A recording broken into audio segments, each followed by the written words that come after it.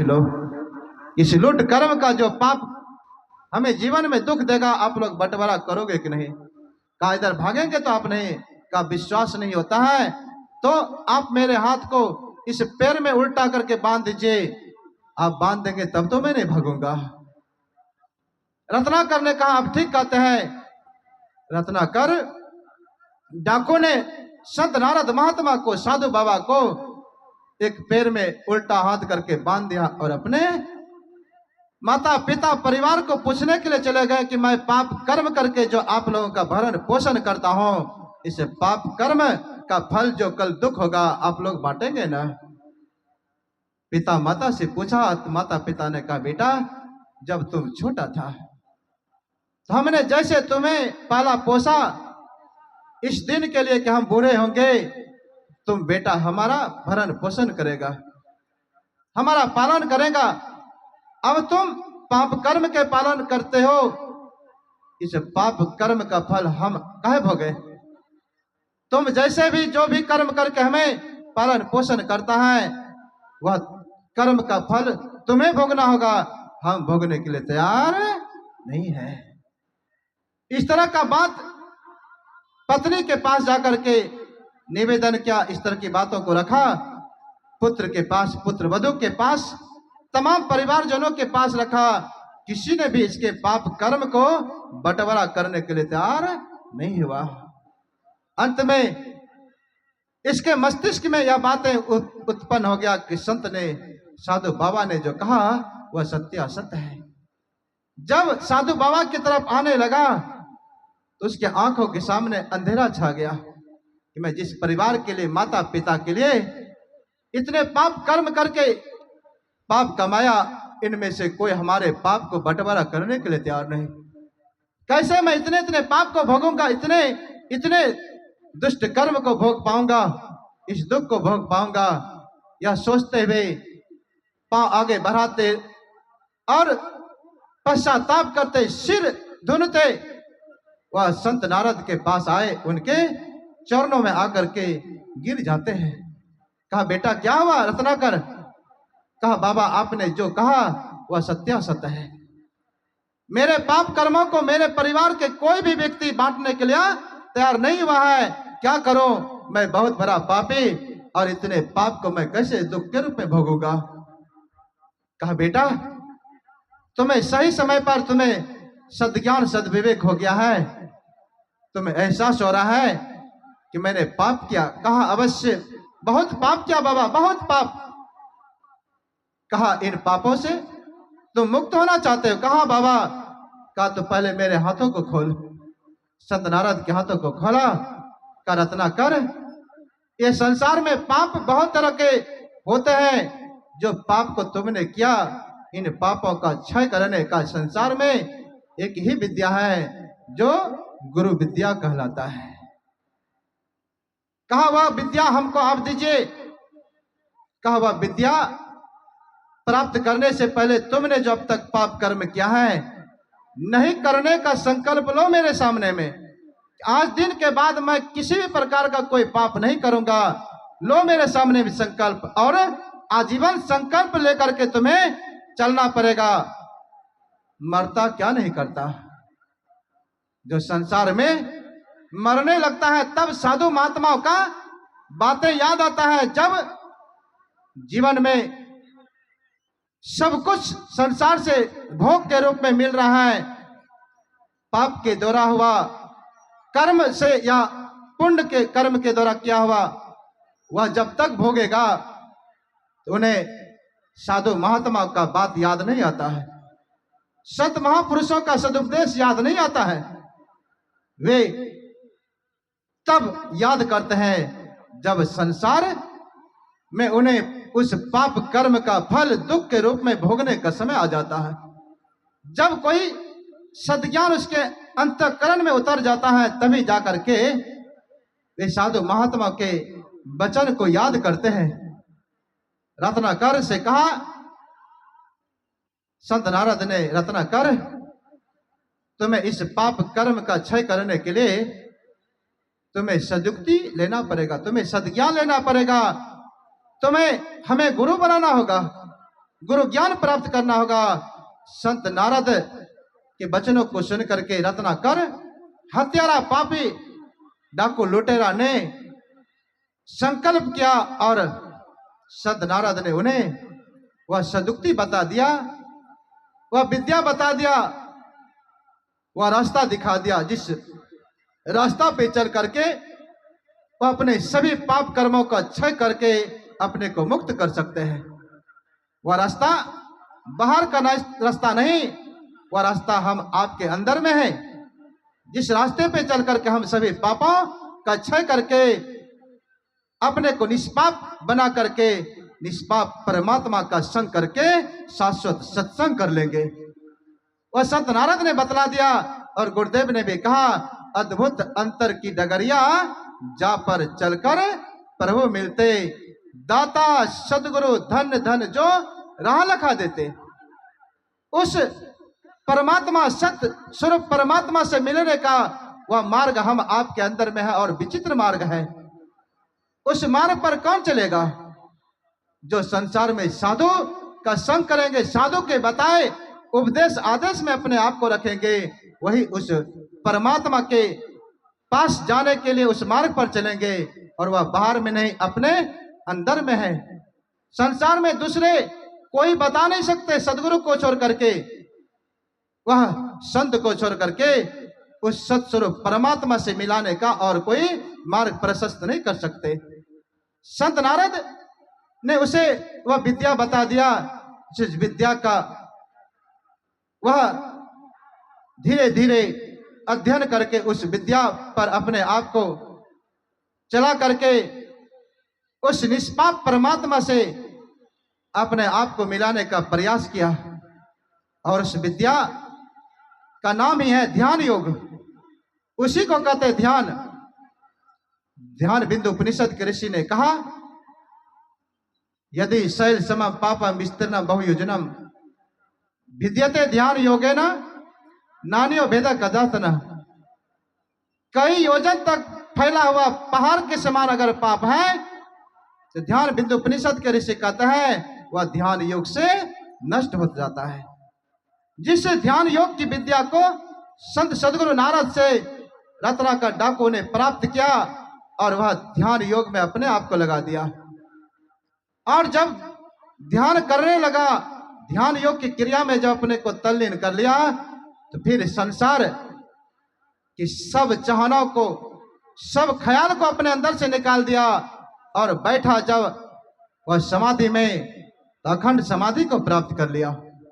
वर्षों वह बैठा रहा और इस कर मंडल से अपने को निकाल करके, इस पिंड मंडल से निकाल करके, जिस पिंड मंडल में रह करके, कर मंडल में रह करके कर्म के फल को भोगना होता है, उनसे निकाल करके वह ब्रह्मांड मंडल में उस परमात्मा के लोक में अपने आप को लेकर के गया और परमात्मा से मिल करके वे परमात्मा के समान हो गए। जैसा आप मानस में सुनते हैं, उल्टा नाम जपत जग जाना वाल्मीकि भय ब्रह्म समाना। वह वाल्मीकि हो गया जो कभी रत्नाकर डाकू कहलाता था, आदि कभी वाल्मीकि हो गए। कहता है वह ब्रह्म के समान हो गए हैं। लेकिन ध्यान दीजिए, गंदे नदी नालाओं का जल बहते बहते जब गंगा जल में मिल जाता है तो वह गंदा जल नहीं कहलाता, वह गंगा जल कहलाता है। ठीक उसी तरह से संसार में हम आप कितनों पाप किए हैं, दुष्ट कर्म नीच कर्म किए हैं, रत्नाकर तरह, अंगुली माल डाकू की तरह अगर सच्चे सदगुरु मिल जाए, उनका सदविद्या मिल जाए, अगर हम आप उस विद्या पे चल करके साधन भजन करेंगे, अपनी जीवात्मा को उस सत्स्वरूप परमात्मा से मिलाएंगे। जैसे वो परमात्मा है वैसे हम आप भी परमात्मा ही हो जाएंगे। बंदो गुरुपद कंज कृपा सिंधु नर रूप हरि, महामोहतम पुंज जासु वचन रवि करने कर।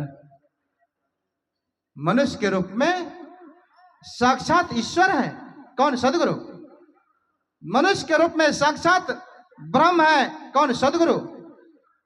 उस परमात्मा में और सदगुरु में कुछ भी अंतर नहीं है, दोनों एक ही है। योग सुख उपनिषद के ऋषि भगवान शिव ने कहने कृपा की, गुरु ब्रह्मा गुरु विष्णु गुरुर्देव सदा शिवा ना गुरु ढिक कशिन त्रिशु लोकेशु विद्यते। इस तरह से भगवान शिव कहते हैं वह गुरु एक ही गुरु सदगुरु ब्रह्मा भी है, विष्णु भी है और सदा शिव भी। वह भगवान शिव कहते हैं तीनों एक ही है। और कहते कहते भगवान शिव कह दिए कि जैसे ईश है वैसे गुरु है, जैसे गुरु है वैसे ही ईश है। इन दोनों में भेद नहीं है, इन दोनों में कोई अंतर नहीं है। वह एक ब्रह्म परमात्मा जो निरंजन निराकार है, जो साकार रूप में निरंजन निराकार ब्रह्म हम आपको दिखाई नहीं देता, लेकिन वही जब हम आप मानव के ऊपर में दया करते हैं, मानव जीव के ऊपर में दया करते हैं, वही निरंजन निराकार ब्रह्म परमात्मा सगुण साकार रूप हम आपके तरह मनुष्य शरीर धारण करके सदगुरु के रूप में आते हैं और वे हमें मार्ग प्रशस्त करते हैं, वे हमें रास्ता देते हैं, हमें संसार सागर से पार होने का सदुक्ति बतलाते हैं, वे हमें भेद बतलाते हैं।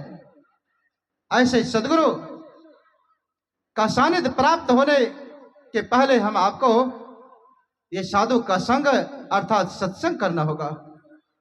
बहुत वर्षों से गोस्वामी तुलसीदास जी महाराज भगवान राम का दर्शन के लिए तपस्या कर रहे थे, उपासना कर रहे थे। चित्रकूट के घाट पर भगवान का दर्शन नहीं हो रहा था। जहां जिस पेड़ के नीचे बैठ करके तपस्या कर रहे थे, वहीं आसपास में पेड़ पर एक प्रेत रहते थे, बड़े उदार भाव के प्रेत था। उन्होंने गोस्वामी से कहा, आप इतना तपस्या कर रहे हैं किनके लिए? कहा प्रभु राम का दर्शन के लिए। कहा उनका दर्शन तो उनका सेवक आपको हनुमान करेंगे, आप कैसे दर्शन करेंगे? आप संत हनुमान से आप पूछ लीजिए, वही आपको रास्ता दिखाएंगे। अर्थात परमात्मा से किसी को मिलना है, ईश्वर से किसी को मिलना है, प्रभु राम से, कृष्ण से, शिव से, विष्णु से, दुर्गा भगवती काली से किसी को मिलना है, तो यह इशारे इशारे में कहा जा रहा है हम आपको संत से पहले मिलना होगा, सदगुरु से हम आपको मिलना होगा। गोस्वामी जी ने मन बना लिया, अब भगवान राम का दर्शन करने से पहले हमें अब संत हनुमंत का ही दर्शन करना है। समय पाकर के संत हनुमंत का दर्शन हुआ, निवेदन किया तो संत हनुमंत ने कहा प्रभु राम का दर्शन करना चाहते हैं। वह प्रभु राम कल आपके सामने इस रास्ते से होकर के जाएंगे, आप दर्शन कर लीजिएगा। संत हनुमंत का कहने पर वह समय का इंतजार कर रहे थे। वह भगवान राम वलकल वस्त्र धारण किए इस मार्ग से जाएंगे धनुषधारी, लेकिन ऐसा नहीं हुआ। वह दो राजकुमार के रूप में दोनों भाई राम लक्ष्मण एक घोड़े पे सवार होकर के निकल गए, पहचान नहीं पाए। हनुमान जी आते हैं, कहते हैं आपका दर्शन हुआ? कहा नहीं। कहा भगवान चले गए, दोनों भाई दो राजकुमार के रूप में घोड़े पे सवार करके। कहा पुनः कल जाएंगे, पुनः कल दर्शन कर लीजिएगा। समय का इंतजार करेंगे, जब समय होगा। इसके पूर्व चित्रकूट के घाट पर वह तिलक लगाने के लिए चंदन को घिस रहे थे। उसी समय दो बालक रूप भगवान राम और लक्ष्मण आए और बाबा गोस्वामी तुलसीदास जी महाराज से कहते हैं बाबा क्या कर रहे हैं? कहा चंदन घिस रहा हो। कहा बाबा ये चंदन हमें नहीं लगा दीजिएगा। कहा आइए आइए आपको लगा देता हूं। संत हनुमंत देखे कि प्रभु की माया इतना विस्तार है कि भक्त इनकी माया को पहचान ही नहीं पाते। संत हनुमंत ने कहा, जब तक मैं इनको सदुपदेश नहीं करूंगा इस भक्त को, तब तक प्रभु राम को ये पहचान नहीं पाएंगे। पहचानते हुए ये पहचान नहीं पाएंगे। उसी पेड़ पर संत हनुमंत ने सुख का शरीर धारण किए सुगे का, और संत हनुमंत सुख के रूप में गोस्वामी तुलसीदास भक्त को उपदेश करने लगे, प्रवचन करने लगे।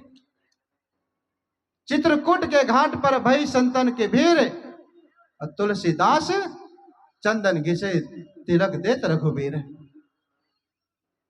जैसे इस उपदेश को सुना, संत हनुमंत के उपदेश को सुना, सुख के रूप में सुनाया, भक्त तुलसीदास वह समझ गए कि मैं जिसे तिलक कर रहा हूं ये और कोई नहीं, यही रघुवीर राम है। तैसे ही तिलक लगाना छोड़ करके प्रभु राम के कलाई को पकड़ लिए। बालक रूप भगवान राम कहता है, बाबा बाबा आप कलाई काहे पकड़ लिए? कलाई छोड़िए, तिलक लगा दीजिए, हमें खेलने के लिए जाना है। भक्त तुलसीदास जी महाराज कहते हैं, हाँ भगवान आप खेलने के लिए जाएंगे, आपका खेल तो आप ही जाने, हम भक्त कहां आपके खेल को जान पाते।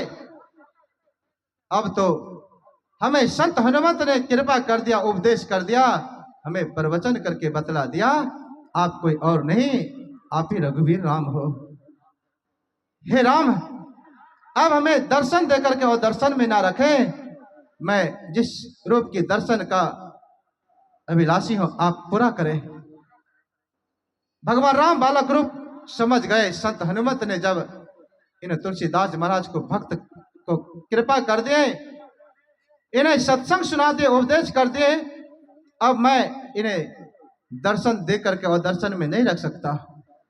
तैसे भगवान राम अपने स्वरूप में आए, स्वरूप में नहीं स्वरूप में आए, उनका दर्शन कर आह्लादित हुए, उनके चरणों में गिरे और विनती करने लगे। विनीत भाव में तुलसीदास जी महाराज कहते हैं, हे राम, हे प्रभु, हमें संसार में आप वह सुख वह आनंद देने का कृपा करें। कहा मांगिए। कहा वह सुख आनंद का जो भंडार है मैं मांगूंगा, आप देने के लिए तैयार है कि नहीं? तुलसीदास जी महाराज कहते हैं, वह सुख आनंद का जो भंडार है मैं मांगूंगा, आप देने के लिए तैयार है ना?